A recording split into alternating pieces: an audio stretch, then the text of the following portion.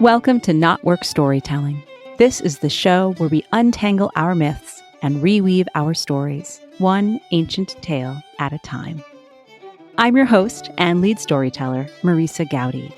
I'm a myth worker, a story healer, a coach for writers and creative entrepreneurs, and the author of The Sovereignty Knot, A Woman's Way to Freedom, Power, Love, and Magic. If you love what you hear and want to support the show as we enter our third season, I'd be so grateful if you become a paid subscriber on Substack. In my newsletter, Myth is Medicine, you'll receive bonus content related to the stories on the show and deep dives into how mythology and folklore can help the individual and the collective in the present moment and beyond. There's a link in the show notes to follow Myth is Medicine on Substack. Or you can simply visit mythismedicine.substack.com. Before we explore this week's story, I have a question for you. What about your stories? Whether it's a book project that wants to be birthed, deep, authentic writing to support your business, or a personal creative project you can't quite name yet, I'm here to support your process and help you get your words onto the page and into the world. I work with folks who are writing memoirs, chronicles of the spiritual journey, and books that explore healing in the imagination, even as they explore the toughest truths of life. I support entrepreneurs, especially coaches and therapists in private practice, who wish to weave their personal experiences with their professional knowledge and wisdom. Do you want to build a writing practice and develop the ideas you know you must share? Visit my website, marisagowdy.com, to learn more about my writing coaching services and set up a free 30-minute consultation. Season 3, Episode 11, Two Worlds, Two Women, a new perspective on the Mad Sweeney story. Our guest for this episode is Loraine Van Tuyl, PhD, licensed clinical psychologist, shamanic eco-psychologist, and depth hypnosis practitioner. Loraine has distilled 30 years of diverse, well-rounded professional experiences into an elegant, seamless integration of modern psychological expertise, ancient healing practices, and nature wisdom. She was born and raised in Suriname, the most forest-covered nation in the world, which inspired her unique soul authority, re-nurturing, and re-treating methods. These tools have empowered hundreds of spiritual empaths and transformational leaders in psychology, holistic health, academia, the arts, renewable energy, economics, social justice work, and spiritual entrepreneurship by connecting folks to their innate wisdom and healing powers. Loraine is the author of Amazon Wisdom Keeper, a psychologist's memoir of spiritual awakening, and Soul Authority, liberatory tools to heal from oppressive patterns and restore trust in your heart compass. Once upon a time, Sweeney, son of Colmar Coor, had been king of Daléry, a kingdom in the northeast of Ireland. Once upon a time, Sweeney had been a warrior. He fought for his people, his territory, and the old ways and old faith they had always practiced. He was fueled by a rage that more than a few would call the opposite of righteous. He attacked a priest. He killed the cleric's novice. He broke every code of honor on the battlefield. And then he rather lost his mind. The angry priest, St. Ronan, leveled a curse upon Sweeney, and nothing would ever be the same for the king or for those who loved him. The man who was once king was known as Sweeney Guilt, as Mad Sweeney. He wandered the entire length and breadth of Ireland for decades, an exile from his throne, his marriage, his entire way of life. Now, this was a time when the line between possible and impossible, the distinction between the laws of nature and the laws of man, were both more clear and more faint than now. When St. Ronan shouted to Sweeney, "I will curse you to the trees, bird brain among branches," those words stuck. Sweeney sprouted feathers then and there. Years of wandering and misadventure, of sleeping cold and taking in spectacular sunsets followed. But those days eventually came to an unexpected early end. The conversation we're about to overhear takes place the day after Sweeney's funeral. Oren, his wife, calls over to the woman who simply goes by the mill hag, though a few friends call her Millie. They sit down for one last pint before going their separate ways to live their very different lives. Oren. He's gone. Our Sweeney wanders no more. The hag. Ugh, this conversation isn't going to pass the Bechdel test, is it, little sister? We're going to act as if our lives revolve around men. Again. Still. Oren. Oh, allow me my grief. He's a great man who deserves to be mourned. The hag. Oh, he had greatness in him, sure, but he was also a reckless barbarian a great deal of the time. He played the victim as well as he played soldier and king. Oren. He wasn't playing at madness, I don't think. He lost himself, but then he'd seen such terrible things. Hag. He did such terrible things. Oren. I know, I won't deny it. He never should have killed that boy. Father Ronan's novice. Oh, such an innocent. I don't know what got into him. Hag. Some might call it the mad frenzy of entitlement and his own singular bloody-mindedness. Oren. Enough. Are we here, just gone from the man's funeral to rehearse his sins? If that's all you want to do, I have others with whom to seek comfort. His comrades in arms, the other broken men with whom he sought refuge, the holy brothers who took him in for his final years. Hag. You could seek comfort from your own husband, of course. Oren. Yes, so I remarried. Sweeney had been gone for years before I did. I knew he was lost to me, and I had to do what I could do to redeem my own life. Hag. Ah, you misunderstand me, my pet. I am not throwing stones. I think that choice to find someone else and get on with your life was the wisest thing you ever did. And plus, you're not really the type to go it alone. Oren. I heard that, Mill Hag. Of course you did, my dear. You've got a nice, comfortable life, and your ears still work quite well. Me, on the other hand, I'm not sure if it was all the damp or all that sleeping rough nearly my whole life.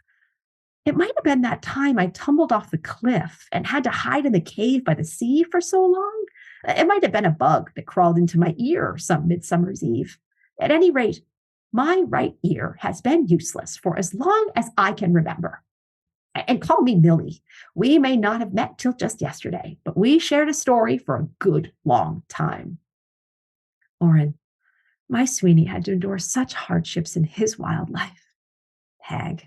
Ugh, you sound so piteous. Sure, didn't you have to endure your share, married to such a man?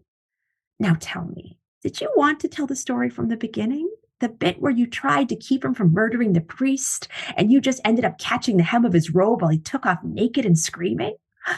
I know myself that the man had a lovely arse, but I tend to doubt you were thinking of that when you saw him streaking off, homicide on his mind. Oren. That is not the beginning of the story. Our story began with betrothal and marriage and the start of a family. All that came before he was lost to the frigid winds and the rock-hard beds of the life of an exile. Hag. You won't try it, but I'll still invite you not to knock that way of being in the world. Home may be the only haven for you, but it's a fine life there, under the stars, kept company by the stones and streams, the moss for a pillow and the moon for a torchlight, and never a curfew, and always free from the churchman's curses. Oren. What are you talking about? All of his wandering was the result of a religious man's curse. But it's all in the past. Sweeney has been forgiven, his sins absolved. He died on the right side of God. Hag. Oh, come now. Did you really buy all of that pious whinging of his? I did rather love his poetry, but the way he'd switch mid-verse, abandoning his adoration of the glen and plains and spring blossoms to blather on about that almighty father of his, I found it a bit tiresome, honestly, and I wished he would just stick to the spirits that raised him. Tell me, did you ever buy it, really, his conversion story? Oren. Watch it. I myself am a woman of God now. Hag. Yes, you are, aren't you? Many seem to be going that way. I do wonder if it will stick. All that incense, it makes me sneeze, honestly. And Sweeney and I always agreed that the constant clanging of the church bells were a vexation to the spirit. I would take the croaks of the ravens and a good chorus from a murder of crows any day. But really, for you, I see it. You always were St. Ronan's favorite. Do you think it hurt your dear Sweeney's feelings? The way he got Ronan's curse and you got all of Ronan's blessings? Oren, I'd rather not be reminded of that. I never knew how that truly felt for him. I can only imagine it caused him pain. Wait, do you think that's what robbed him of trust in our civilized world? Do you think he felt betrayed? Our Christian God, he does speak of forgiveness, and the first priest he knew was a man given to malediction. Hag, oh, heavens, sister, you are overthinking it. It may seem, from this chat at least, that our world revolves around him, but I can tell you that his world did not revolve around you. Oren, you are unnecessarily cruel sometimes. But I would expect no less from a woman with no connections and no fixed address. I take your point, though. Hag, Sweeney came into this world with some faults, as all men do. They were made all the worse by the power, the crown, the battle-mad culture of the lads who have run the show for generation upon generation. Don't you think the root of his trouble was all that glory for the sword and spear? Don't you think it was all the blood he shed? Don't you think he was driven just as mad by his own guilt as he was by old Ronan's curse? Oren, I can never tell when you're going to blame him or defend him, or when you're going to champion the old ways or the new, Millie. You wreck my head. Honestly, you do. I just want to get home to my own hearth and bake my own bread. Hag, I am on the side of the heron and the doe, the salmon and the hazelnut. Don't try to tie me into the ways of men and their shifting creeds and shifty behavior. Oren, I don't want to talk of this either. We haven't much time left. Tell me, Hag, did Sweeney ever truly fly? Hag, see, I knew you weren't just some housefrau, all taken up with your own guilt and lamentation. This is something much more wonderful to talk about. I would swear that Sweeney did fly. That curse of Ronan's to spurt feathers and roost with the birds, in my mind, it was the greatest blessing. Ronan thought he was punishing Sweeney, but really, he was returning him to his true element. I envied him. I did. Oren, you know, I think I did too. You know what I said to him once? I said to him, I wish we could fly away together, be rolling stones, birds of a feather. I'd swoop to pleasure you in flight and huddle close on the roost at night. Hag, you fancy yourself the poet too, I see. Yeah, but you never did fly away with him like I did. You never did figure out the art of pleasuring a man while in flight. Oren, you're flying too close to the sun with that one, Millie. I suppose I am left to assume that you know all about the pleasures my husband enjoyed after he was sent away from me. I'm not particularly interested in that detail. Hag, if we're going to speak of the man, why don't we speak of all of him? I never asked him this myself, as we were busy with other things, and the poet was vague on this one point. When you did meet him again after 7 years of separation, and when you'd already taken up with Gira, did you bring Sweeney back to your bed? Did he take you to his nest? Oh, stop. You don't need to look over your shoulder. Not a man has walked out of that hall since the mead started to flow. We're just two women alone speaking in the sunshine, and your secrets are safe with me. Oren, I wasn't looking over my shoulder. My husband trusts me, and I trust him, and he knows well what Sweeney meant to me. So long ago, when I was just barely done with being a girl. Ugh, but what does any of this matter now? I am several times a grandmother. I loved Sweeney, true, but when he was gone, I was a single woman with children to raise. Being no sovereignty goddess myself, my queenship depended on being wed to a king. And so I became the new king's consort, as was my right as a woman able to bear royal sons. Hag, as was only smart, I never doubted your intelligence, Mavornine, just how you spent it. Oren, high judgments from a lowly mill hag. We could say much about how you spent your time, what you've chosen, and what you've lost. It was you who was charged with minding Sweeney after his foster brother had healed him. Sweeney was ready to return to his throne, his tribe, his family, and you goaded him back into madness. Hag, I'll take no blame for that. Linshaken's mother-in-law, the old besom who usually minded the well, she was away. And then he found me, and assuming that just any older woman would do, he gave me the job. There was no proper interview process. I certainly never consented to being called the mill hag. I'd rather love to be called, oh, the Hag of Bara. That's one of my favorite spots. But the name is taken. Hag of the Leaps, perhaps? No matter. Millie has stuck, and so it is. But, sorry, back to himself, the damn topic we cannot seem to escape. I'm not so sure Sweeney was as healed as you say. Sweeney was just carrying on, playing the victim again, still, and I wanted to cheer him up, get his old spirit back. Oren, or his old wild madness, you mean? Hag, semantics, my dear. He and I, we had great times for a while. He didn't seem to have any regrets or complaints. I could leap the plains as well as he could and keep up with him in every way.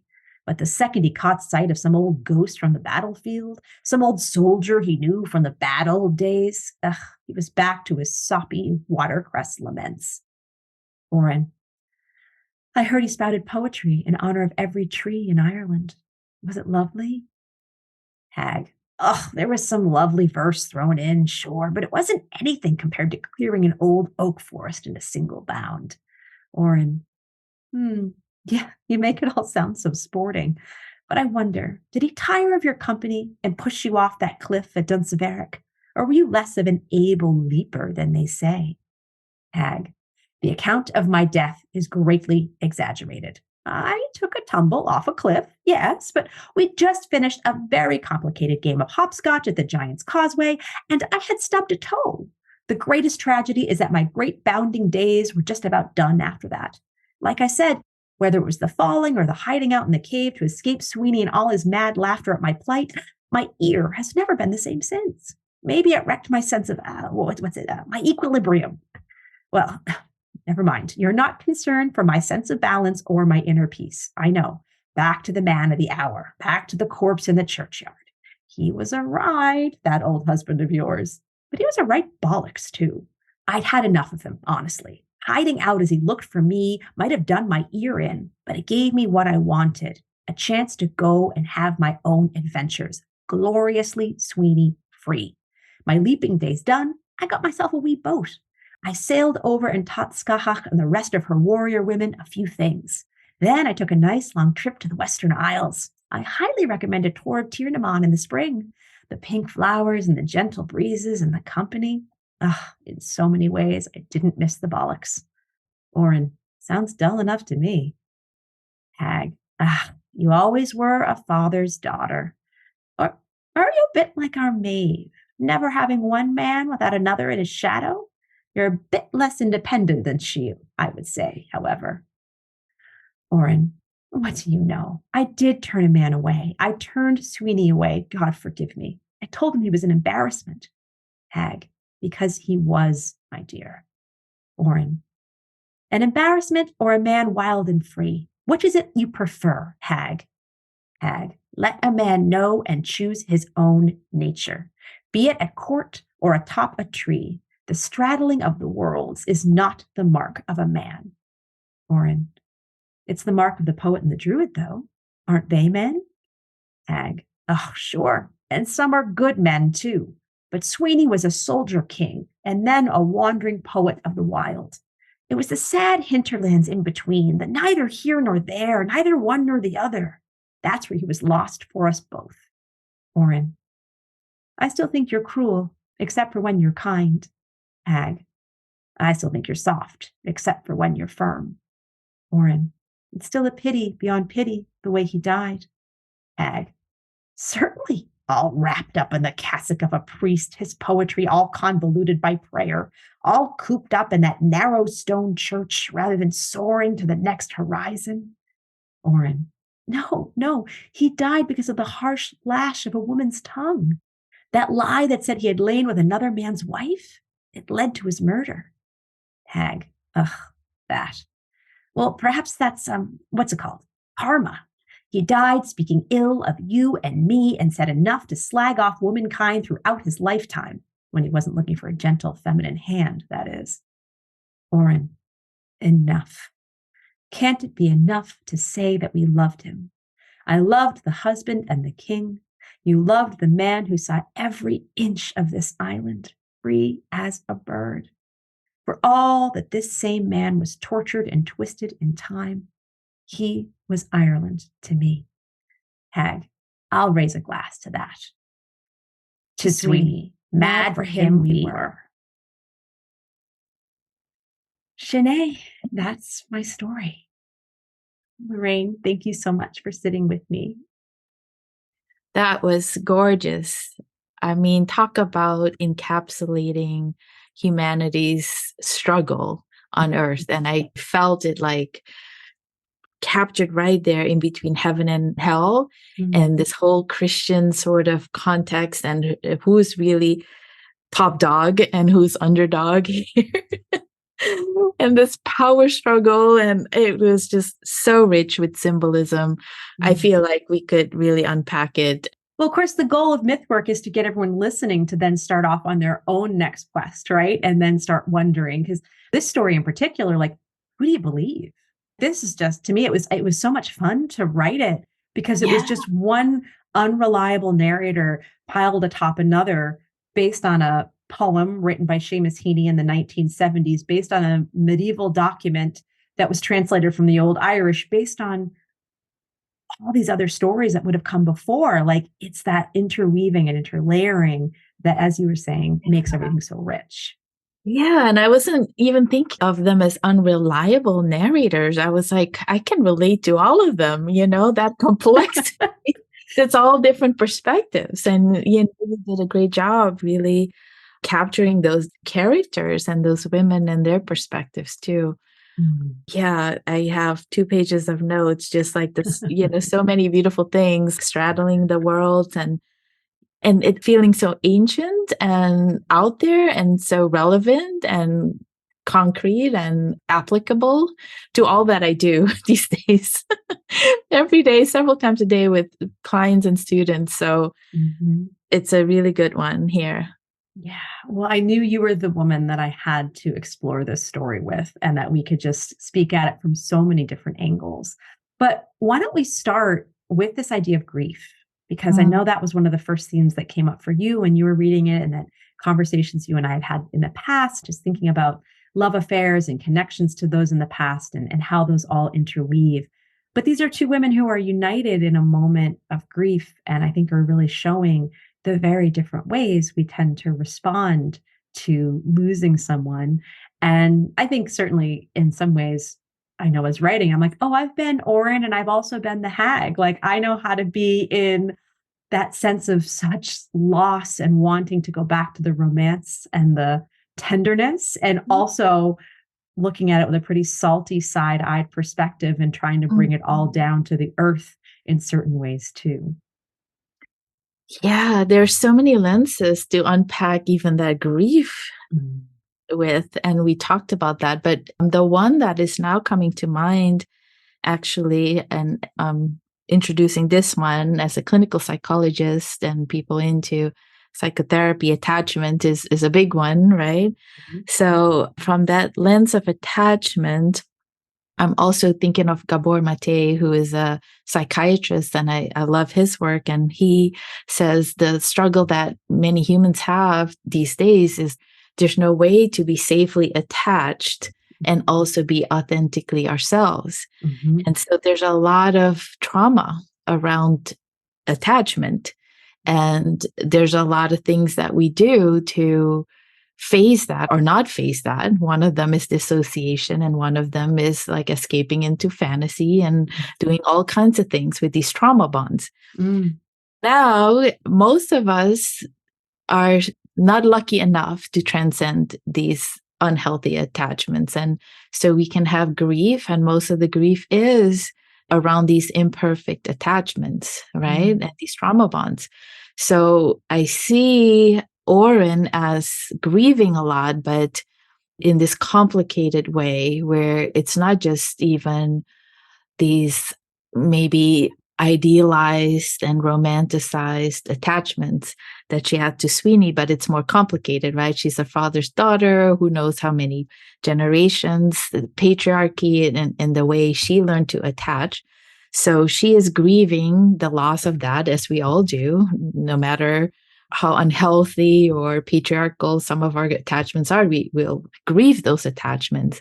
And then I feel like the hag, she's more of the wild one, the shapeshifter, transcending some of that, being independent, being the rebel, and free. So not so attached, more attached to herself, independent, but also recognizing Sweeney's also attachments and struggles with that, trying to find his way. And also, of course, in that authentic attachment to the self, there's a lot hinted at is that connection to our true nature, this spiritual connection, or to man, to religion, to God, right? So there's just so much complexity. And so grief could be all of those things we long for, things we've been conditioned to appreciate in our relationships, but things that transcend that and go deeper, and our deeper longing for that deeper connection. And who do you trust? Where do you find it? What's the light? Who's the authority on that,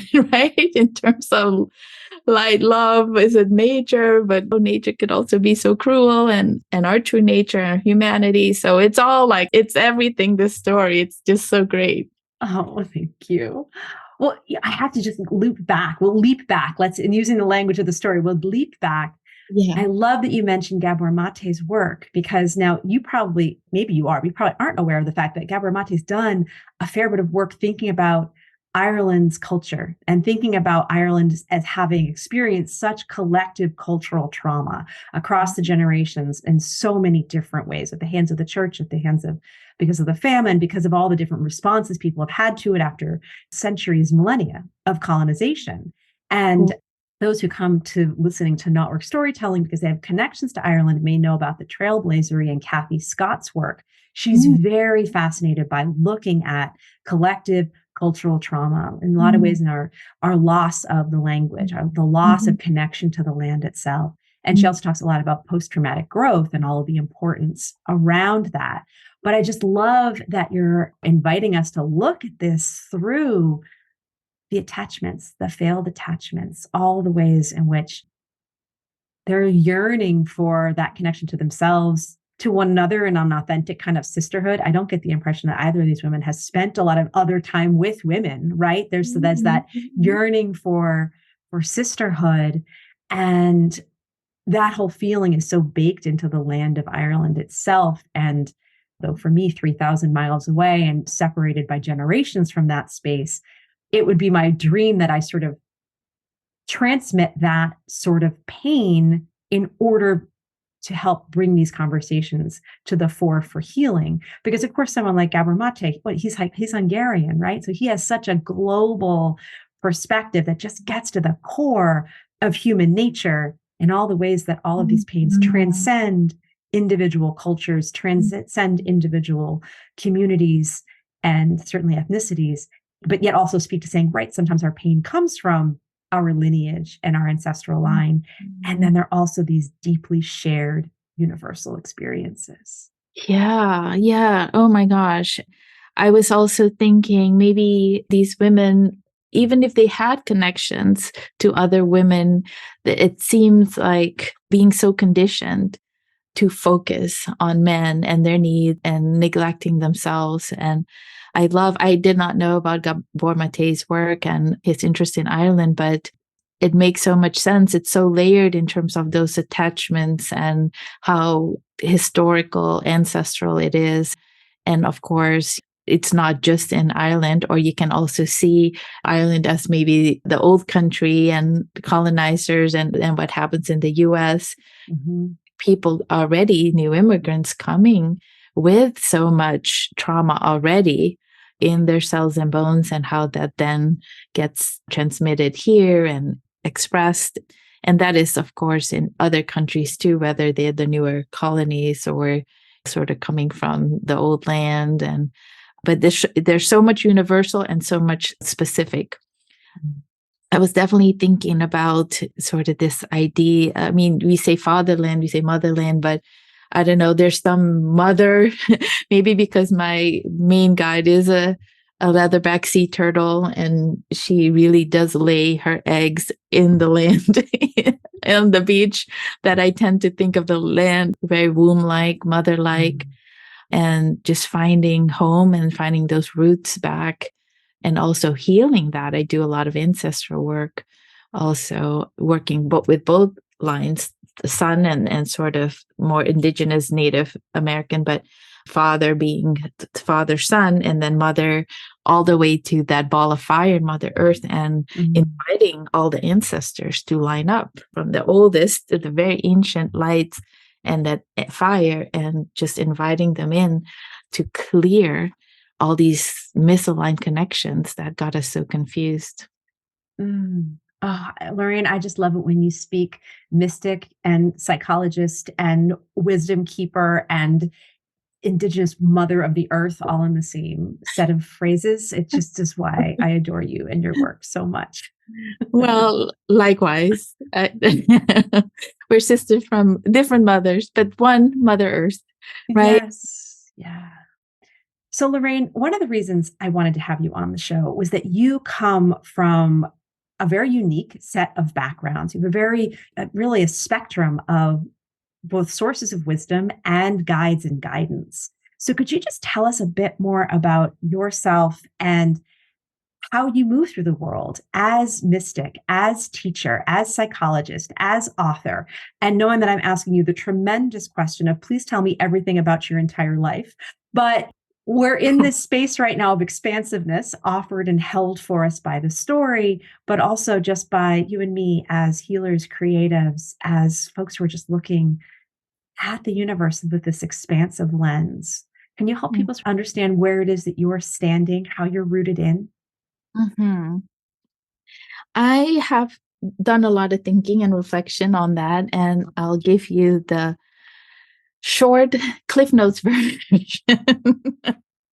I believe that I was born in Suriname in a very multicultural society, and Suriname used to be Dutch Guiana right above Brazil. And I think it really set me up for all of that. And I ended up doing my dissertation. I moved to the US at 13, not really appreciating my background. And I did my dissertation on my multiracial identity, but it was actually also multi-spiritual and mostly wanting to understand why it was so much easier for me to be Chinese, Black, African from slaves being brought over, one of my ancestors, and also Dutch with Jewish ancestry all the way from Portugal. So why was it so much easier for me to hold all these identities and fluidly switch from one to the other, not just culturally, but also in regard to more earth-based and wisdom kind of traditions, all the way to Catholicism, all the way to all the different traditions and religions that were and are practiced there. So my dissertation really focused on our ego mind and our tendency to really split things and think of things as either or, and that having Eurocentric roots. And so that really, and Judeo-Christian, that really made me think of your story too, like this idea of like rigid, good, bad, heaven, hell, and how American culture, North American culture, is also sandwiched in between that, and maybe not even realizing we can think of black, white, and all that biracial struggle as just racism. And yes, there is an aspect to that, but there is a bigger, more overarching spiritual aspect, a lack of equanimity, a lack of this yin-yang kind of holistic thinking that is enveloping that. So my ability to do all those things, I think, is because I lived in this environment where this kind of yin yang, complex, layered, and fluid thinking is much more prominent, and that was the norm, the cultural norm. So for me, it was more of an adjustment to why is there so much either or and dualistic polarizations when that feels so unnatural. So my healing is actually activating this kind of complex and holistic and equanimous thinking in many of my clients, connecting them back to nature, to the elements, to the seasons, to a tree that represents above and below, and doing all of that where what is considered paradox actually in the body doesn't feel like paradox. And you know your limits. It's not that you try to be everything, and you know your own story, your own mission, and the boundaries are around what fits in a 24-hour day, and just following the breadcrumbs and going from here to there. So yeah, not the boundaries in terms of what I'm called to do, whether it's writing or healing or being in the modern world or ancient mythology. It's what presents itself or what I feel called to, and how many hours, how many things I can fit in a given day. The ways in which you can be Oren running the home and maintaining the household, and how much you can be the wild hag running out and chasing the sunsets, right? Well, it's interesting. When I was a clinical psychologist student, it really felt like that was 25, 30 years ago. So it was very traditional, very research-based, and it was just new, still introducing mindfulness meditations, existential psychology, some of these spiritual ideas. And I felt like they were introduced and practiced more as a side dish. So when you think of John Kabat-Zinn, I went to one of his talks, and he said many people in the US, they try to wrap thought around awareness. While that's impossible, awareness wraps around thought. So it felt that those ideas that would help us become more conscious, more aware, were subsets, were side dishes, and that the dominant way of doing psychotherapy was still very much driven and informed by thought, by ego mind, by this either or thinking, by this linear kind of, we have a goal and an objective, and this is good, and this is the marriage want to save, and this is the job, rather than maybe the marriage needs to bust, and maybe, right? So I had a lot of trouble in my clinical psychology program because of that, and I had my spontaneous shamanic initiation. So what I meant to say with Oren at home and the hag outside the home, I don't quite experience it like that, because sometimes it can feel very piecemeal, like, oh, now we're this role, now we're that role. While I see myself more as what is the overarching reality, what's the mystery. And so there is an Oren part, but the Oren really needs to be a subset of the bigger. So it's never a true Oren. You know, my kids know the hag. I can be very Oren sweet, but they know the hag that lives in there too, right? Yeah. So Oren gets sliced and molded to fit in this bigger container and is aligned. So all these other parts are aligned with the highest truth. It's not like, oh, taking turns and this is a paradox and we can do either or. It really fluidly all works together. As you're sitting with this story and what came through, what elements are you most aware of? And perhaps what imbalances or who might embody different traits? Yeah, we talked a little bit about this. This is relevant to all the work that I do today and the work that I do today is often associated with what happened to us ancestrally, which I feel like it's mostly an imbalance in fire. And I call it disrespect, violation of boundaries that has been happening for many generations, or especially too with the influx, the coming of patriarchal and religious influences, authoritarian and people in charge politically and whatnot, telling us what's good and bad and what we can do. So it created a lot of oppression for women, for minorities, for religious minorities.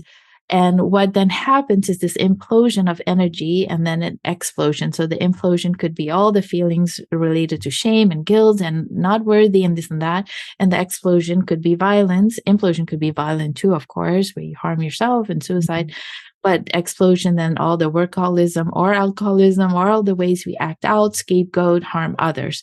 So I was really thinking of this story as this man already from the get-go struggling with an implosion explosion pattern where they're talking about him also being a victim, but then this warrior king and being in. So what for many of us needs to happen is this healing, and I associate the healing, the healthy relationship to our fire as a fever, where our body, for the most part, we have a lot of inflammation problems, but for the most part, our fever still works. When we feel attacked by pathogens, our T cells want to fight and push that out. And we are not interested in being hot and feverish forever. We want to get back to homeostasis and balance and feel like our boundaries are respected and things are restored. Well, for most of us, we can't do that. And so we are in this between these worlds and struggling, where part of us wants to do that, part of us is restored, and then the forces come from that outside world again.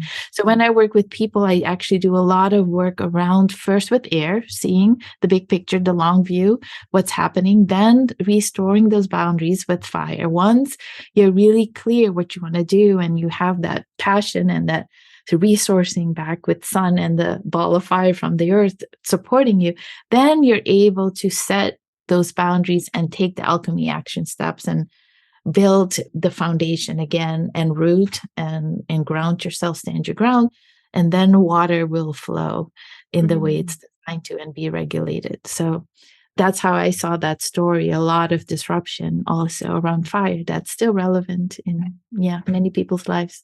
Yeah. Oh, that's beautiful. And I just love how in that encapsulation of how you work with people of air, fire, earth, water.